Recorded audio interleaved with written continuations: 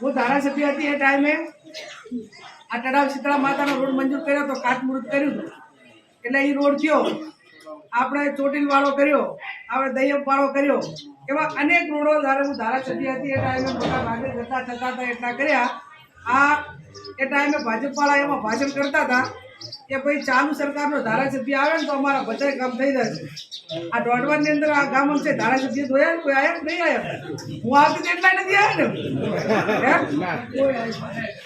એટલે જ્યારે ઉલડી વોટ આવ્યા ને એને કહેજો તમે બધા કોનાની લંકા બનાવવાના હતા એ હજી સુધી તો કાંઈ નવી કેનાલાનું કે રોડાનું કે જેટલા હું એમ માનું કે કદાચ ધારાસભ્યથી મુખ્યમંત્રી બધા વાયદા હાલીને ગયા છે અને બધાને બોલાવીને કીધું હતું. એટલે મારો કહેવાનો અર્થ એટલો જ કે એ લોકોને જ્યારે ચૂંટણી હોય એ ટાણે જ બધા વાયદા યાદ આવે કે ભાઈ તમે અમારા ભેગા આવો એટલે અમે તમારું આ બધું કામ કરી નાખશું એવું કે ને. અને પાછું શું કે ધીરાભાઈ કે ભાઈ કોંગ્રેસની સરકાર નથી, કેન્દ્રમાં અમારી સરકાર છે અને રાજ્યમાં અમારી સરકાર છે એટલે તમે અમારા ભેગા આવી જાઓ એટલે બધું કામ થશે. તો આ તરીવરથી એમની સરકાર છે તો તરીવરથી કામો બધા કર્યા હોત તો બાકી ના હોત.